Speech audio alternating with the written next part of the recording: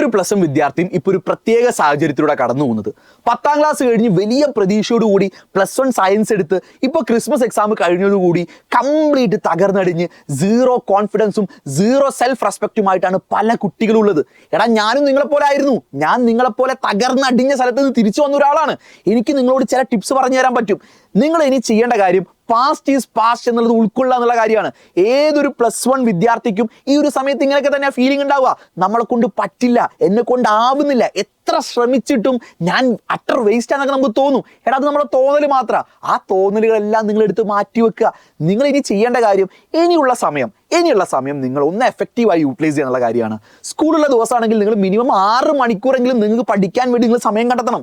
സ്കൂളില്ലാത്ത ദിവസമാണെങ്കിൽ നിങ്ങൾക്ക് ഒരു 10-12 മണിക്കൂറോ നിങ്ങൾക്ക് സ്വയം സമയം കണ്ടെത്താൻ പറ്റും. വേണമെന്ന് വിചാരിച്ചാൽ നമുക്ക് കണ്ടെത്താൻ പറ്റും. നിങ്ങൾ ഈ സമയം കണ്ടെത്തിയോ, ഉറപ്പായും അതിൻ്റെ സൊല്യൂഷൻ അത് തന്നെയാണ്. നിങ്ങളുടെ ഈ പ്രശ്നം ഓട്ടോമാറ്റിക്കലി സോൾവ് ആവും. നിങ്ങൾക്ക് വേണ്ടി സമയം ഇൻവെസ്റ്റ് ചെയ്യുക. സ്നേഹത്തിൻ്റെ ഭാഷയെ പറയാണ് മക്കളെ, ഇനി സമയം വേസ്റ്റ് ചെയ്യില്ലടാ.